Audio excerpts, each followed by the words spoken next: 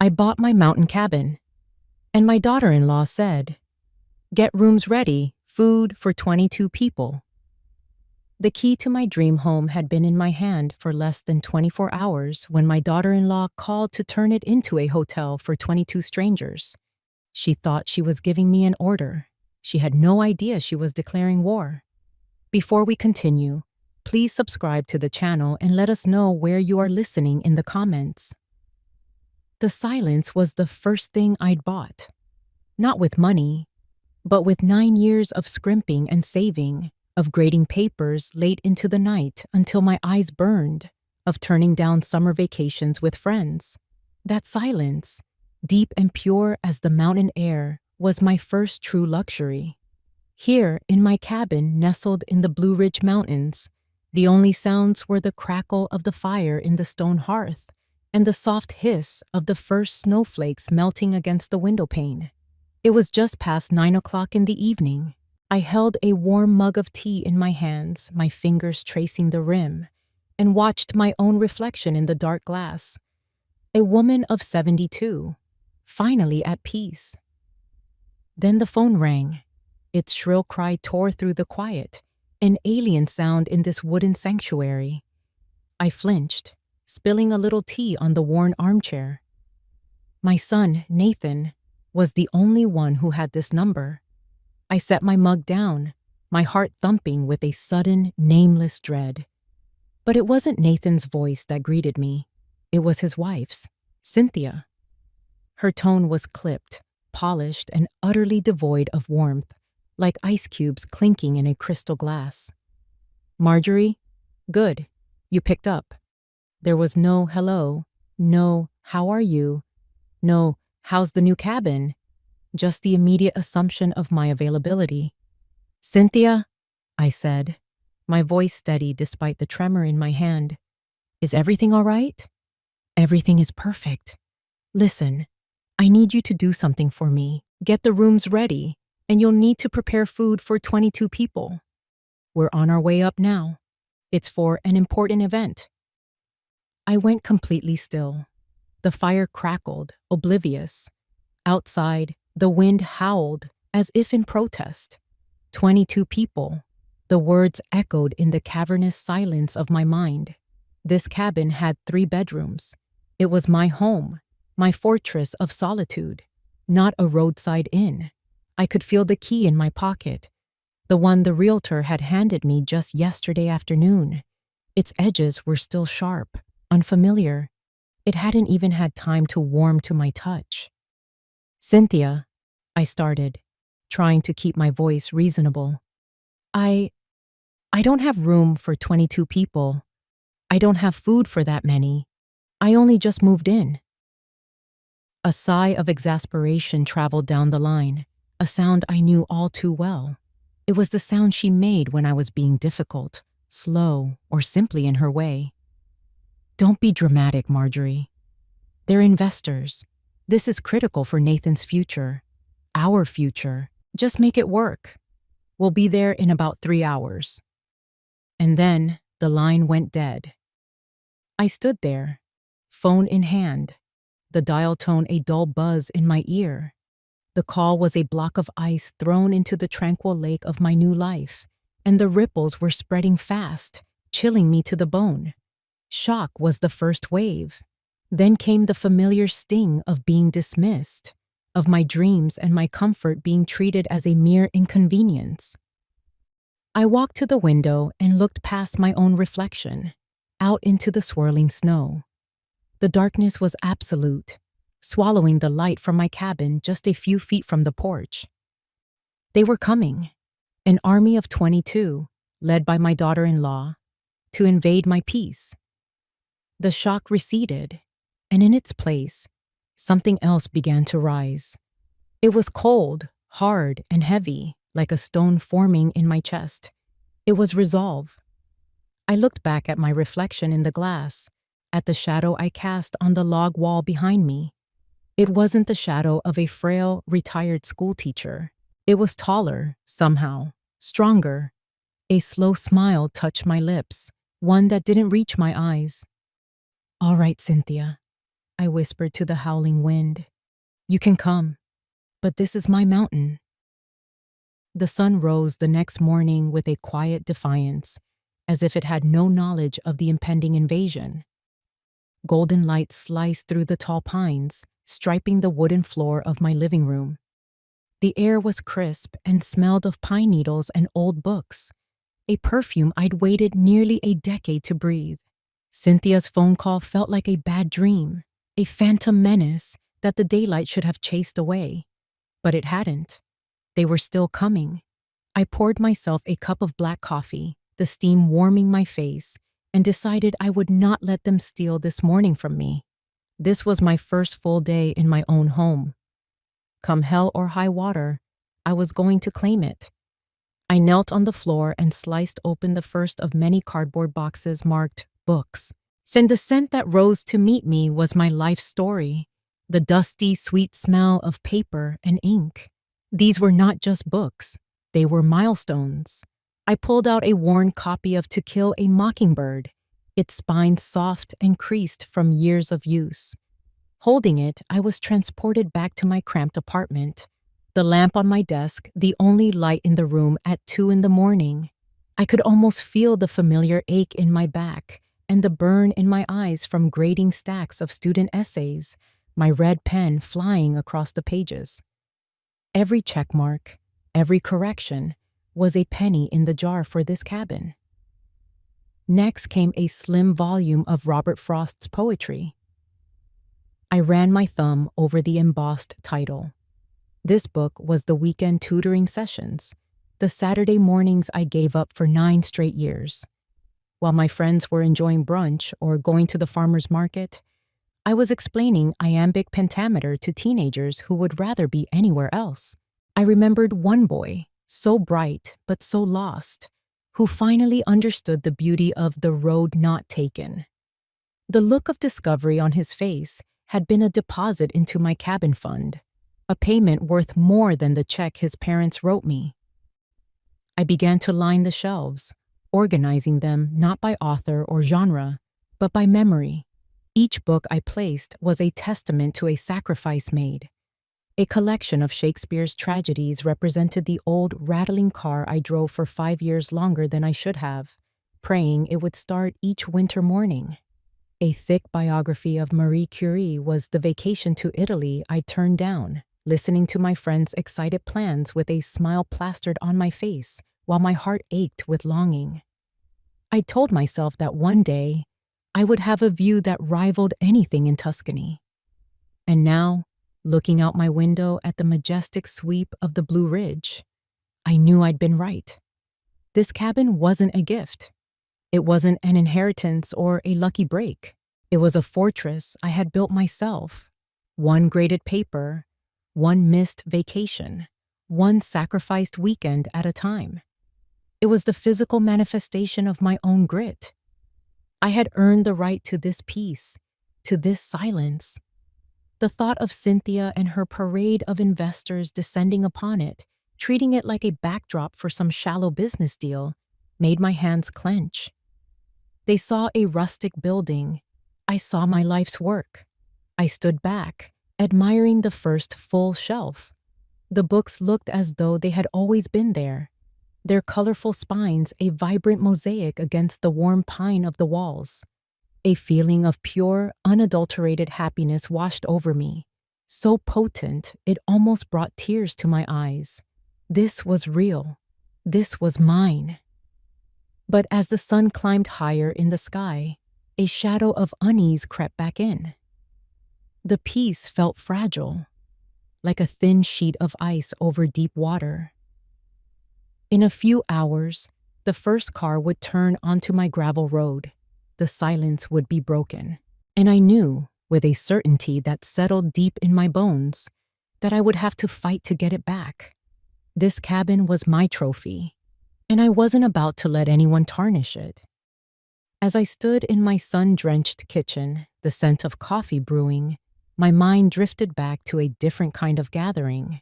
It was a memory I'd tried to bury, but Cynthia's impending arrival had unearthed it with brutal efficiency. The memory was of Christmas 2 years ago, And it was the last time I'd set foot in my son's home. Their apartment was the kind of place featured in magazines, all white walls, sharp angles, and gleaming chrome.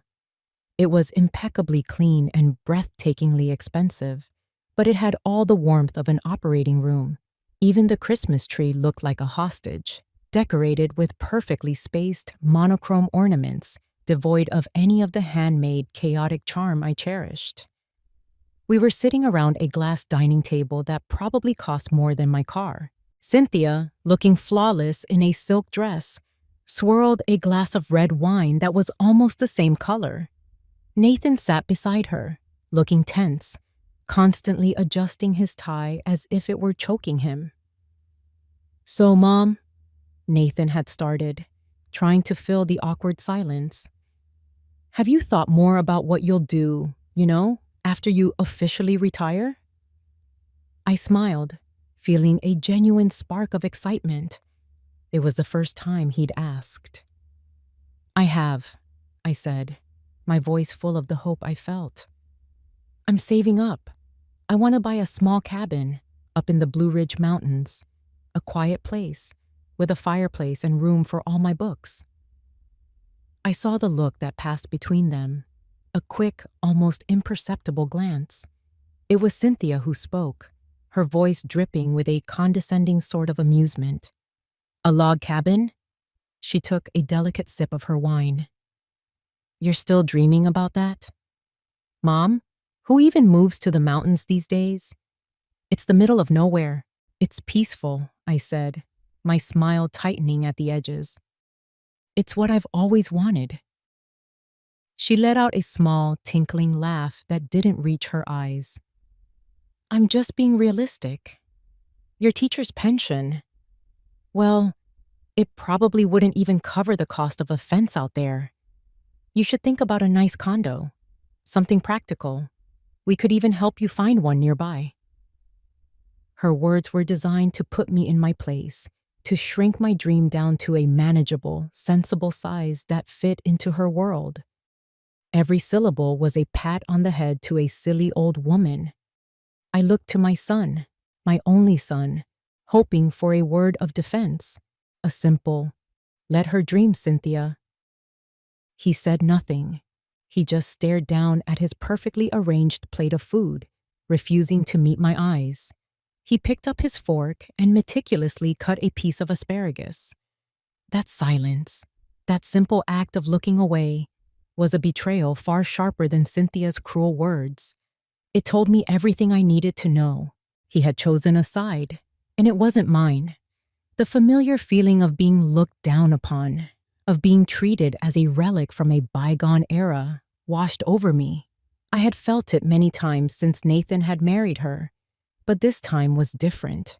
The hurt was still there, a dull ache in my chest, but beneath it, something else sparked to life. It wasn't sadness. It was a cold, hard ember of anger, an anger that burned with the quiet intensity of a pilot light, waiting for the right moment to roar to life.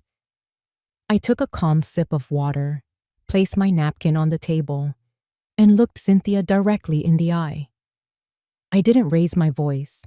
I didn't argue. I simply smiled a tight, private smile. And in the silence of my own mind, I made a promise to myself. A promise that was as solid and real as the mountain I dreamed of. "You'll see," I thought.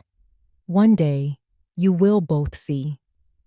Now, standing in the kitchen of that very cabin, the dream she'd mocked made real by my own two hands, I felt that ember glow.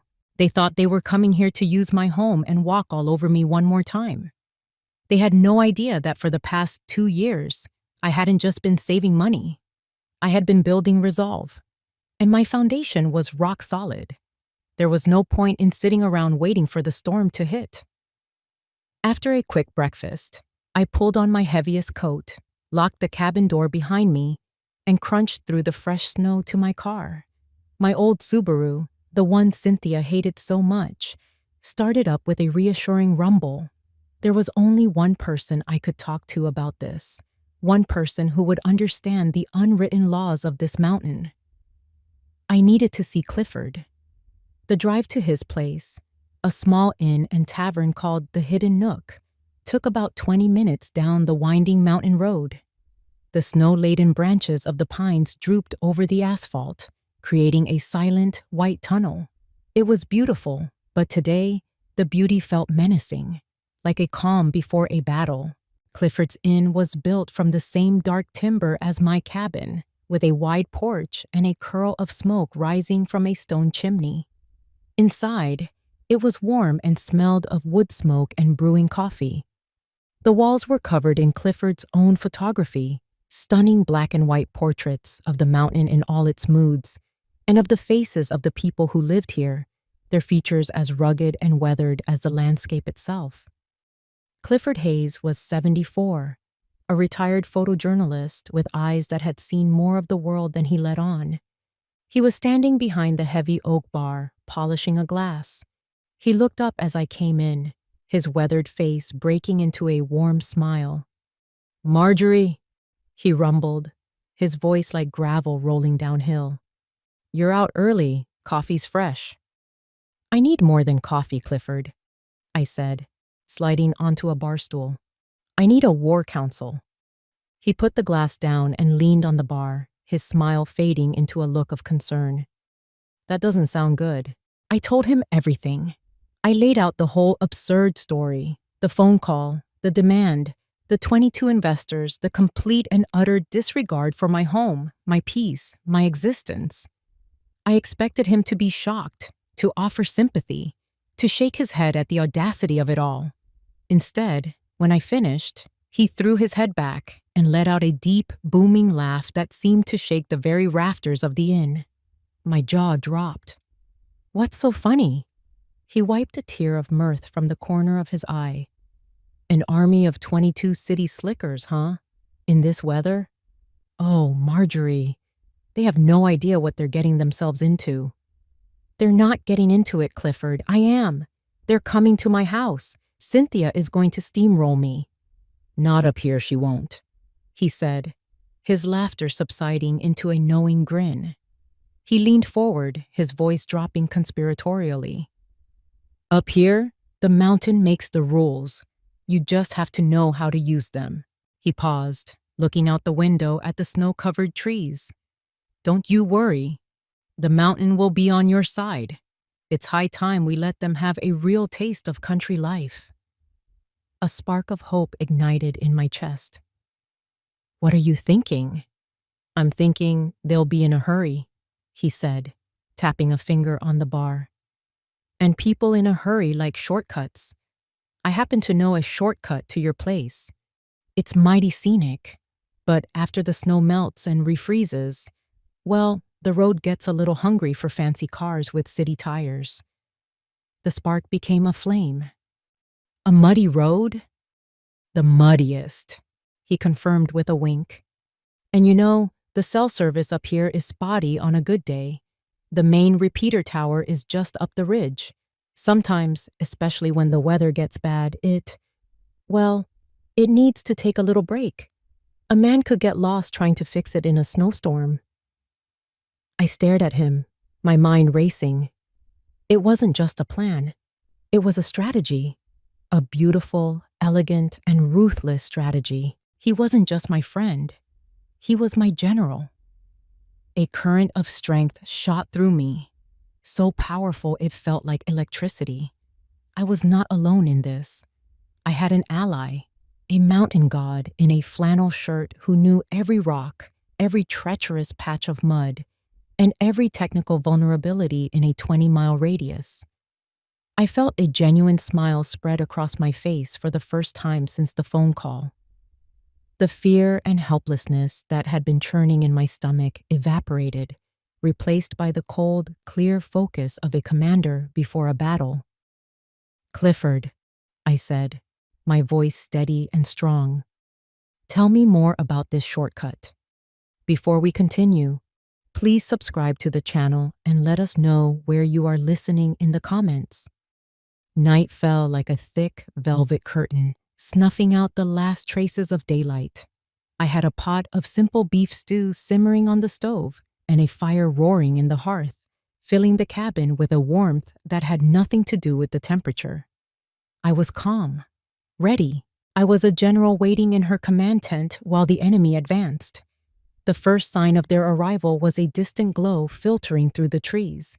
Then came the sound, the low growl of powerful engines, a sound that didn't belong in the deep quiet of the woods.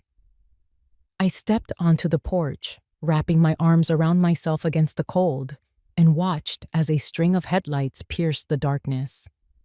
It wasn't a car. It was a procession. A fleet of gleaming black SUVs and luxury sedans crawling one by one up my narrow, snow-covered trail, looking like a funeral procession for the peace and quiet I had so briefly enjoyed.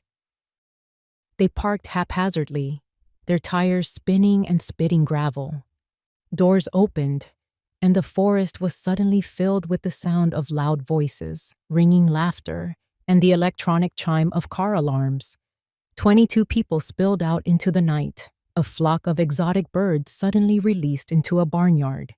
They wore cashmere coats and leather boots that were completely unsuitable for the snow. Women in high heels teetered precariously, clutching the arms of men in tailored suits. Cynthia emerged from the lead vehicle, a massive black Escalade, like a queen from her carriage. She was wearing a cream-colored coat that probably cost more than my monthly mortgage payment used to be. She scanned the scene, her face a mask of practiced charm. "Everyone welcome," she announced, her voice projecting over the din. "Isn't this just incredible? So rustic." Nathan got out from the passenger side, avoiding my gaze. He looked pale and stressed, his shoulders hunched inside his expensive overcoat. He immediately started directing the unloading of an obscene amount of designer luggage, his movements jerky and anxious. The guests began to file into my cabin, and the small, cozy space was instantly transformed. It became loud, crowded, and suffocating. The air, once filled with the scent of pine and wood smoke, was now thick with a dozen competing expensive perfumes. They moved around the room with a restless energy, touching things, peering at my books, their eyes sweeping over my home as if it were a curious little stage prop. Cynthia took center stage, playing the role of hostess to perfection. "This is Mr. Abernathy, our lead investor from Sterling Corp," she said, guiding a portly man in my direction. "And this is Chloe Vance. You all know her lifestyle blog, of course." She went down the line, introducing a cast of characters who all looked vaguely the same, polished, wealthy, and utterly out of their element. They shook my hand with cool, manicured fingers, their smiles never quite reaching their eyes. They offered polite but empty compliments. "What a charming little place," one woman said, her eyes flicking toward the ceiling as if checking for spiders. My cabin, my sanctuary, had become a showroom. I stood by the fireplace, a quiet island in a sea of noise and artificiality, and simply watched. I was a queen in my own castle, observing the clumsy maneuvers of foreign invaders who knew nothing of the land they had just entered. I saw Cynthia pull Nathan aside into the small kitchen alcove. I was close enough to hear her whisper, her voice a sharp, urgent hiss. "Everything depends on tonight, Nathan. This is our last shot. Don't you dare screw it up." Nathan just nodded, his face grim, looking like a man walking to his own execution. He glanced over at me for a fraction of a second, and in his eyes, I saw a flicker of desperation, a silent plea. But it was gone as quickly as it came, buried under the weight of his wife's ambition. I turned my attention back to the fire. The logs settled with a soft crackle and a shower of sparks. The guests were loud, confident, and in control. They thought they were the predators here, the sharks in a small pond. They had no idea the water was about to get very, very deep. The next morning, the cabin was a disaster zone of discarded wine glasses and pastry crumbs. The guests emerged from their makeshift sleeping arrangements looking rumpled and irritable. Their city polish had been significantly dulled overnight. Cynthia, however, was already in full command mode, dressed in an impossibly white ski jacket, clapping her hands to rally her troops. "All right, everyone, rise and shine. Today we have a real treat, a guided nature walk to see the famous Laurel Falls," she announced with forced enthusiasm. A collective groan rippled through the room. Right on cue, there was a heavy knock on the door. I opened it to find Clifford, looking every bit the seasoned mountain man in a flannel jacket and a warm beanie. He had a thermos in one hand and a cheerful grin on his face. "Mornin', Marjorie," he said, then tipped his head to the assembled crowd. "Heard you folks were looking for an adventure. The main road to the falls is probably a bit slick today, but I know a shortcut. The views are 10 times better, guaranteed." Cynthia's eyes lit up. This was perfect for her narrative, an exclusive, off-the-beaten-path experience. "A shortcut? How wonderful! Everyone, did you hear that? We're getting the authentic local tour." I watched as the plan clicked perfectly into place. The guests, eager to get this over with, grumbled but followed Cynthia's lead, piling back into their pristine vehicles. Clifford gave me a slow, almost imperceptible wink before climbing into his old pickup truck to lead the way. I stayed behind, promising to have a warm lunch ready for their return. The trap was set. All I had to do was wait. An hour later, I was tidying the living room when I heard the first faint, angry roar of a revving engine echo through the valley. I smiled. The show was beginning. As Clifford later described it to me, the shortcut started innocently enough, a narrow dirt road winding through a beautiful grove of hemlock trees. But as they descended into a low-lying hollow, the ground changed. The thin layer of snow gave way to a thick, soupy mire of red clay mud, courtesy of the melted snow and the freezing rain from the night before. Clifford's truck, with its heavy-duty tires, plowed through it without a problem. The first SUV behind him, a shiny BMW, wasn't so lucky. Its driver, the investor named Abernathy, tried to power through.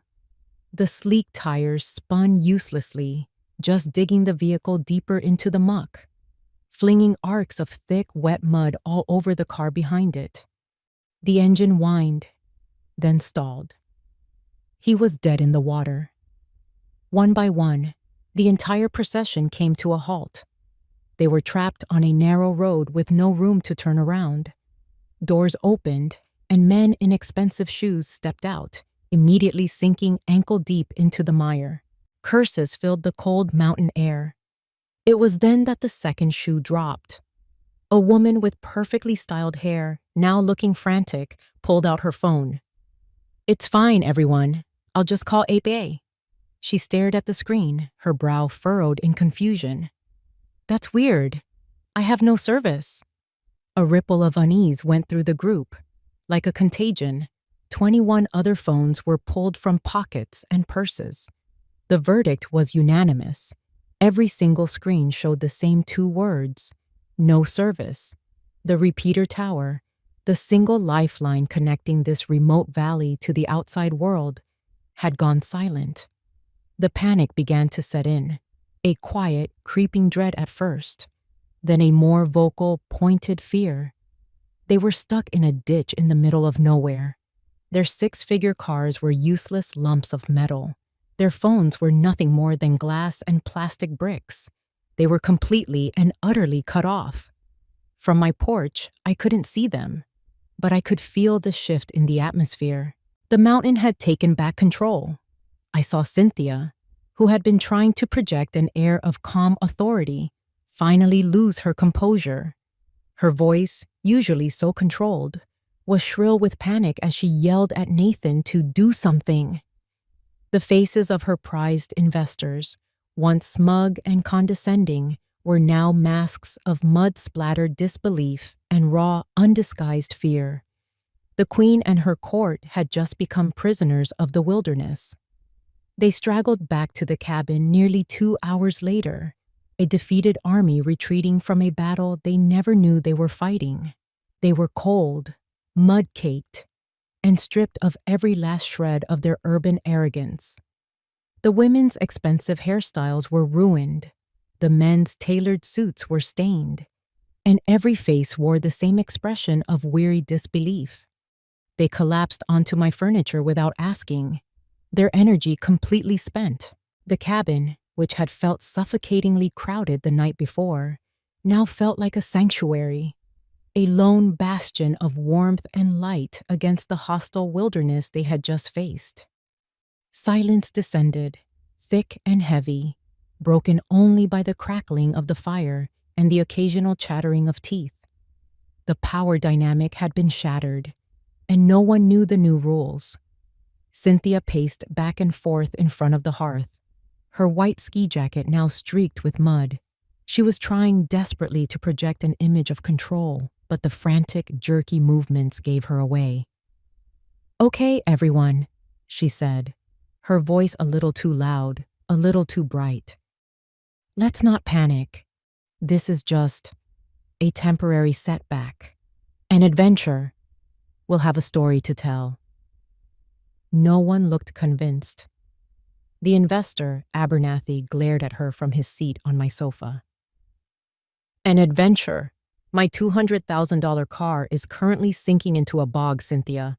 I'm not in the mood for stories." The atmosphere was turning ugly. Before a full-blown mutiny could erupt, I stepped forward. "Dinner is ready," I announced quietly. All eyes turned to me. I moved to the stove and lifted the lid off the heavy cast-iron pot. The simple, hearty aroma of beef stew, potatoes, and wild herbs filled the room. Last night, this meal would have been met with disdain, a quaint, rustic novelty. Tonight, it was a lifeline. I began ladling the stew into the mismatched bowls I'd collected over the years. Cynthia watched me, a flicker of her old condescension returning. "Is this it?" she asked, gesturing at the pot. "Just stew?" The question hung in the air, utterly absurd in its context. The lifestyle blogger, Chloe, who had been shivering under a blanket, answered before I could. "It's hot food, Cynthia. At this point, I'd eat the damn blanket." The power had shifted. It was no longer about who had the most money or the best connections. It was about who had the essential skills, who could provide warmth, who could provide food. In this room, stripped of all modern conveniences, I was the wealthiest person present. I handed out the bowls, and they took them with a quiet reverence. They ate quickly, hunched over their food like hungry wolves. In the midst of the quiet chaos, I noticed one person who was not like the others. Mr. Hampton, the older gentleman, the successful businessman, was sitting calmly in the armchair by the fire, the one I'd been in when Cynthia first called. He wasn't panicked or irritable. He was observant. He ate his stew slowly, methodically, but his eyes were constantly moving. I watched as he watched me.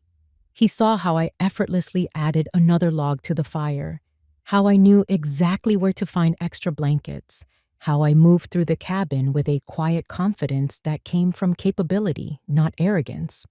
Then, his gaze would shift to Cynthia. He watched her pacing, her poorly concealed panic, the way she checked her useless phone every 30 seconds. He was watching us like a scientist observing two different species in a new environment. He wasn't a victim of this crisis. He was a student of it. When everyone was finished, I collected the empty bowls. There wasn't a single scrap of food left. The guests were now looking at me with a new kind of respect, a primal understanding of who held the real power.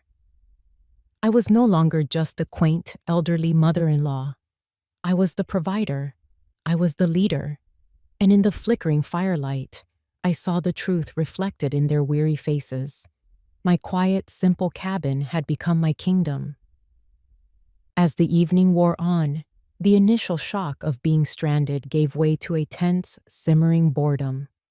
The guests, having exhausted their complaints, now sat in sullen silence, staring into the fire or at the dark, unblinking windows. The air was thick with resentment. In an attempt to break the tension, one of the younger investors, a man named Julian, decided he wanted a cigar he'd brought along. "Anyone got a light?" he asked the room at large. A collective search of pockets and purses produced nothing. Lighters, it seemed, were a casualty of the modern age, replaced by the charging ports in their now useless cars. "My wife, Cynthia, she might have one," Nathan offered, his voice sounding small and eager to please. It was a pathetic attempt to restore some semblance of normalcy, to be the helpful host. Cynthia, who was deep in a hushed, intense conversation with Mr. Abernathy, waved a dismissive hand in the direction of her expensive leather handbag, which sat on a side table. "In my purse, Nathan. Just look." Grateful for the task, Nathan scurried over to the bag. It was a ridiculously large, over-designed thing, and he fumbled with the clasp before plunging his hand into its chaotic interior. He rummaged past a wallet, a phone, a mess of cosmetics, and a set of keys. His fingers brushed against something stiff and rectangular. As he tried to pull his hand out, the object came with it, slipping from his grasp and falling silently onto the thick rug at his feet. It was a slim, unmarked manila folder. He bent to pick it up, intending to shove it back into the bag unseen, but it had fallen open, and under the warm lamplight, a single line of text at the top of the first page caught his eye. It was the name of a tech startup, Innovate Dynamics. His blood ran cold. He froze, crouching there on the floor, the folder in his hands. Innovate Dynamics was the company he had sunk his entire inheritance into 18 months ago. A sure thing, Cynthia had called it. She'd gotten a hot tip, an inside track from a trusted source. He'd trusted her, emptied his accounts, and watched in horror as the company declared bankruptcy less than 6 months later, taking every penny with it. It was the source of their biggest fights, the debt that hung over their marriage like a guillotine, the failure she never let him forget. His hands shaking, he flipped to the next page. It was a detailed report. He saw dates, transaction records, and a name he recognized: Cynthia's most ruthless business rival. The report outlined, in cold corporate language, how a stream of fabricated insider information about Innovate Dynamics had been strategically leaked. A trap designed to financially cripple a competitor's associates. A trap he had walked right into. He felt the air leave his lungs, a silent, crushing blow. She hadn't been given a bad tip. She had fed him to the wolves to settle a score. But the worst was yet to come. He turned the final page, and a name jumped out at him that made his heart stop altogether: Hampton Industries. The document was a prospectus, detailing how Hampton's massive corporation had been planning to acquire and liquidate Innovate Dynamics for months, waiting for its value to hit rock bottom. The company he had invested in, the source of his financial ruin, was nothing more than a footnote on a balance sheet for the very man sitting calmly by the fire, watching them all. The rug was pulled out from under him. The entire narrative of his life for the past 2 years, his failure, his debt, his inadequacy, was a lie. He wasn't a failed investor.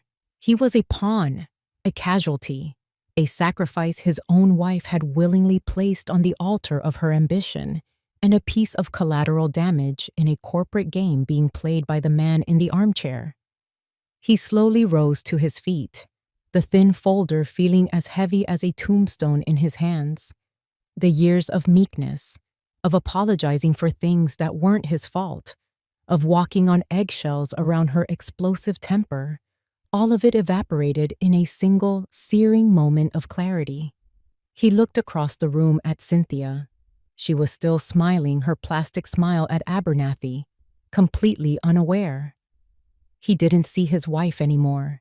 He saw a stranger, a predator who had gutted him and left him to bleed, all while telling him the wound was his own fault.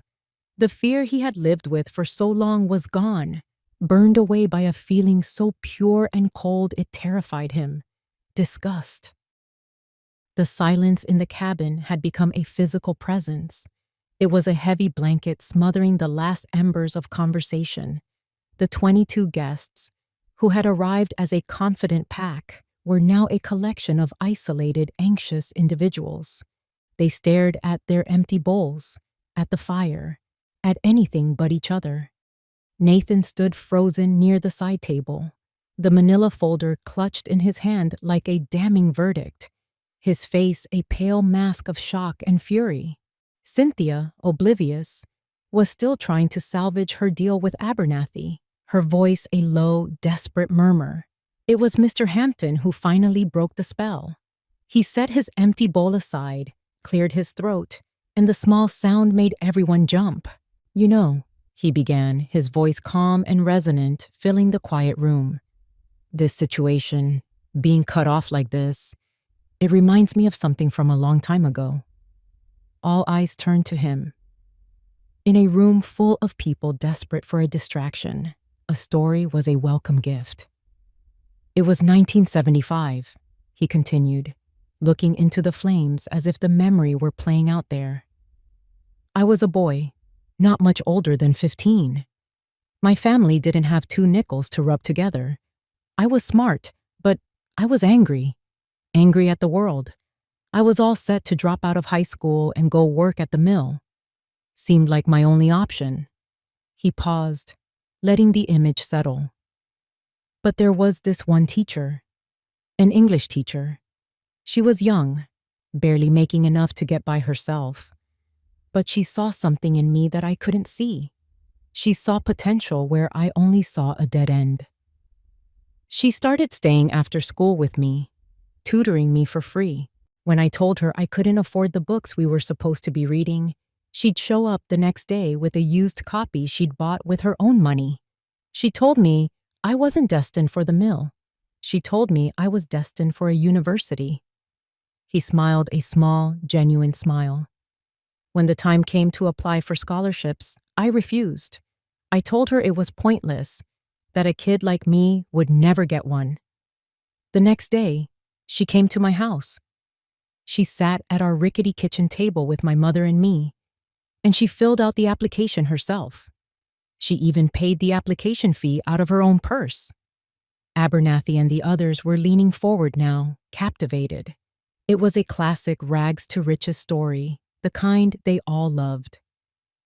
"I got the scholarship," Hampton said quietly. "A full ride. It changed the entire course of my life. That single act of kindness was the foundation everything else was built on." He finally looked away from the fire, his gaze sweeping across the room until it landed on me. His eyes were filled with a deep, profound respect. "That teacher," he said, his voice clear and strong, "was Mrs. Marjorie Callahan." A collective gasp went through the room. All heads swiveled in my direction. I sat there, stunned into silence by the sudden revelation. The memory of a skinny, angry boy with brilliant eyes flooding back to me after all these years. Then, just as quickly, Hampton's demeanor shifted. The warmth in his eyes vanished, replaced by a chilling coldness. He turned his head slowly, deliberately, until his gaze was locked directly on Cynthia. The air crackled with tension.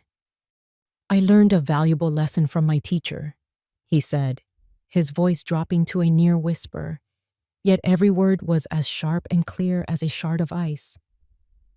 "The most important lesson of all, that the only foundation worth building on, whether it's for a life or for a business, is one built on truth."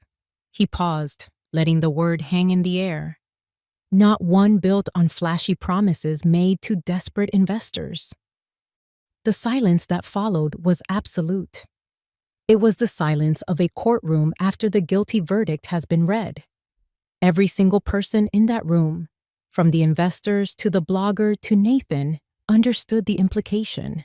The unspoken accusation was deafening. Cynthia's face went completely white, as if all the blood had drained from it. Her carefully constructed world, her entire charade, had just been demolished by a single, perfectly aimed sentence. The play was over. Mr. Hampton's words fell into the silence like stones into a deep well, the ripples spreading to every corner of the room. Cynthia stood frozen, her face a mask of disbelief. For a moment, I thought she might actually shatter. But I had underestimated the feral tenacity of a cornered animal. The shock on her face hardened, twisting into a venomous sneer. She was going down, and she was determined to take someone with her. She turned, her eyes locking onto her husband. Nathan was still standing by the table, the folder in his hands, his knuckles white. He was her last weapon, her final scapegoat. "Don't you all listen to him," she spat, her voice sharp and brittle. She pointed a trembling finger at Nathan. "Ask him. Ask my husband about foundations built on lies. He owes me an explanation and a very, very large sum of money." Her voice dripped with contempt, a calculated performance for her audience of investors. She was painting him as the villain, the deadbeat, the source of all her problems. It was a move she had perfected over years of private arguments and public humiliations. It had always worked. It had always made him shrink, apologize, and retreat. But not this time. Something inside Nathan had fundamentally broken and been rebuilt in the last 10 minutes. The man who straightened his shoulders and met her gaze was not the man who had arrived at my cabin the night before. His fear was gone, replaced by a righteous fury that was terrifying in its stillness. "A debt?" he said, his voice dangerously quiet. He took a step forward, then another. "You want to talk about debt, Cynthia?" He walked to the center of the room, right into the circle of stunned onlookers. And with a flick of his wrist, he threw the manila folder onto the rough-hewn coffee table. It landed with a soft, definitive slap that echoed louder than a gunshot in the silent room. "This debt?" he roared, the sound ripping from his throat, raw and full of pain. "The debt you manufactured? The debt you saddled me with when you fed me a lie to ruin a business rival?" He jabbed a finger at the folder. "It's all in there. The fake tip, the setup, everything." He finally looked at her, and the look in his eyes was one of pure, unadulterated loathing. "You didn't just let me fail, Cynthia. You orchestrated it. You destroyed me to get ahead." The room erupted in a cacophony of gasps and shocked murmurs. The investors stared, first at the folder, then at Cynthia, their faces a mixture of horror and dawning comprehension. They weren't just witnessing a marital spat. They were witnessing the public execution of a business deal and the unmasking of a fraud. Cynthia stared at the folder, then back at Nathan, her mouth opening and closing like a fish, but no sound came out. The blood drained from her face, leaving it a waxy, pale yellow. Her mask of control had not just slipped. It had been violently torn away, revealing the desperate, ugly truth beneath. Nathan wasn't finished. He turned to Mr. Hampton, who had been watching the entire exchange with the calm, detached interest of a chess master watching his opponent fall into a well-laid trap. "And you," Nathan said, his voice shaking but strong. "Hampton Industries. You were waiting in the wings the whole time, ready to pick the bones of the company I'd been tricked into investing in." The second secret was now out in the open, laid bare for everyone to see. The investors looked at each other, their expressions hardening. They were sharks who had just realized they were swimming with an even bigger shark, and that the entire venture they'd been pitched was built on a foundation of lies, betrayal, and corporate sabotage. In that moment, Cynthia's collapse was total. She had lost her investors. She had lost her husband. She had lost her dignity. She stood alone in the center of my cabin, exposed and utterly powerless, a queen without a kingdom, a con artist whose final con had spectacularly imploded. The fire Clifford had helped me build earlier now blazed in a stone pit a few yards from the cabin, a circle of warmth and light under a vast, star-dusted sky.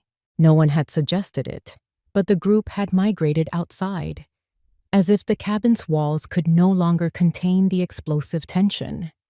They stood around the flames, not for camaraderie, but like moths drawn to a light in the disorienting darkness. They were a jury now, and Cynthia was in the dock. The investors, who hours ago had been her prized assets, now looked at her with the cold, appraising eyes of men who have been swindled. They kept their distance, their body language a clear wall of rejection. Mr. Abernathy, whose BMW was still nose down in the mud, spoke first, his voice a low growl of contempt. So this entire weekend, this exclusive retreat, was a lie. You brought us up here on a false pretense to pitch a deal that was already rotten to the core. Cynthia flinched but said nothing. She had no defense left. Mr. Hampton, who had been silently observing, stepped forward. The firelight carved sharp, predatory lines onto his face. He was no longer the benevolent benefactor from a long-ago memory. He was the CEO, the hunter, moving in for the kill. My interest, and the interest of my firm, is officially withdrawn, he announced, his voice cutting through the cold night air. There was no emotion in it, just the finality of a judge's gavel. Furthermore, in light of Mr. Callahan's testimony, Hampton Industries will be launching a full internal investigation into the source of the market manipulation that targeted him. We have a zero-tolerance policy for such fraudulent activities. He was washing his hands of the whole affair, positioning himself as a champion of ethics while simultaneously twisting the knife. He let that sink in, then delivered the coup de grâce. He looked directly at Cynthia, his expression devoid of pity. However, your company is now in a uniquely vulnerable position. It is over-leveraged, its reputation is about to be non-existent, and its leadership is compromised. He paused. I am prepared, as a gesture of goodwill to mitigate further market damage, to make you an offer. Hampton Industries will acquire your company's assets to absolve its debts. We'll offer you 10 cents on the dollar.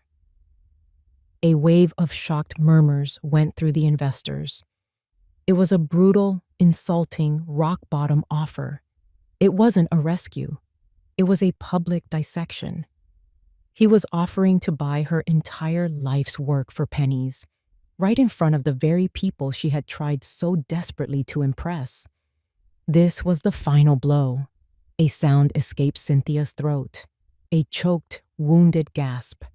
She had lost everything. The money was gone. Her reputation was in ashes.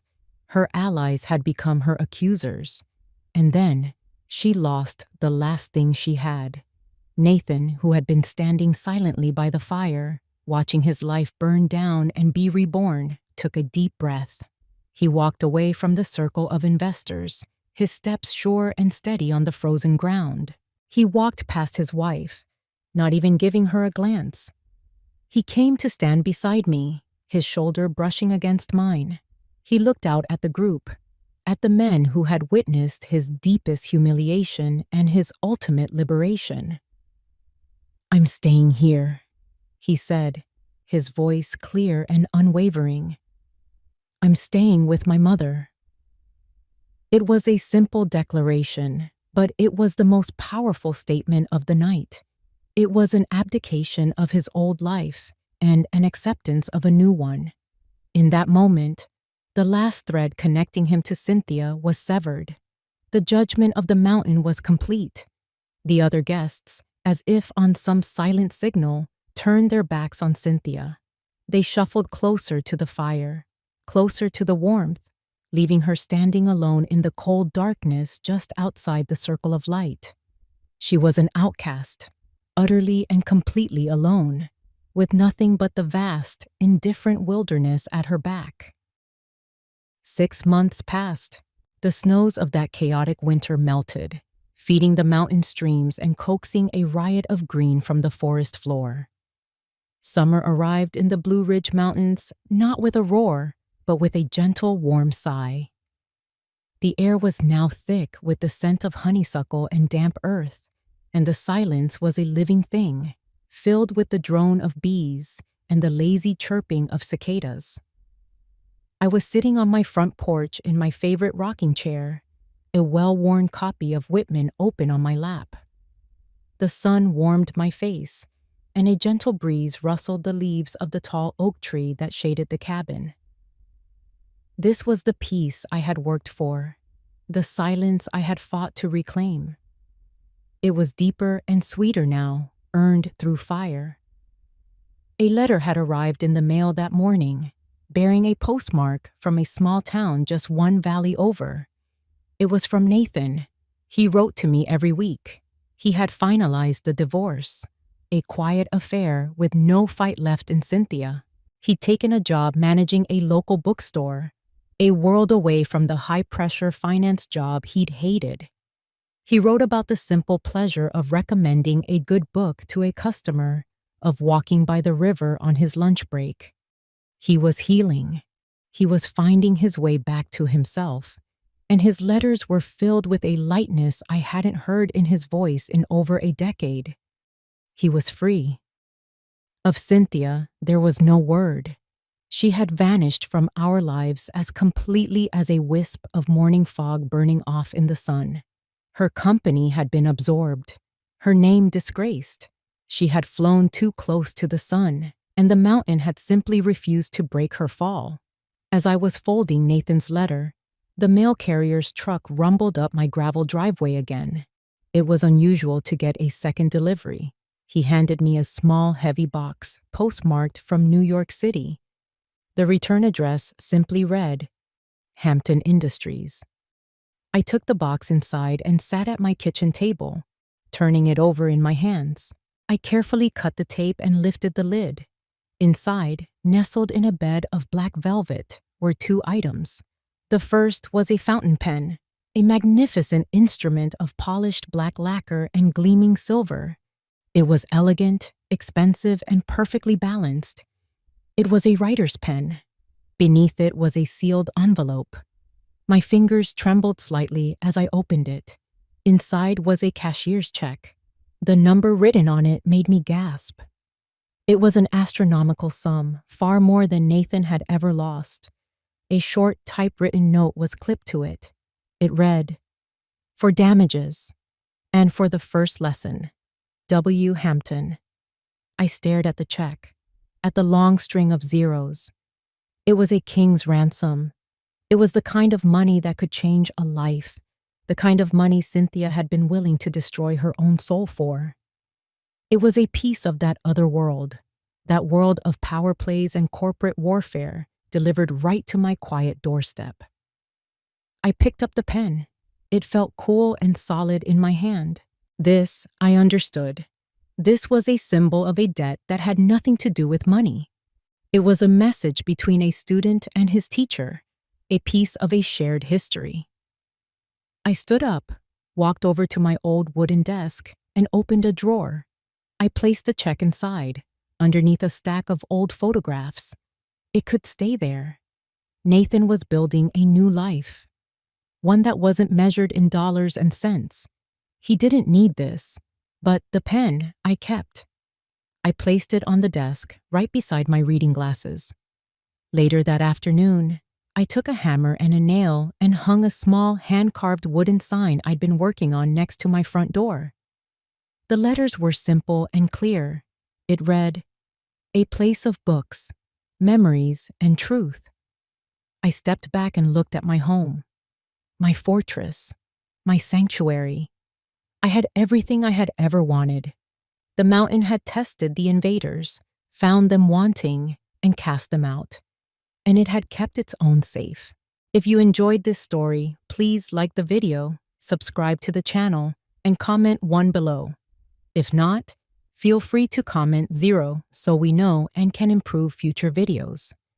To hear the next story, click the box on the left. Thank you for watching.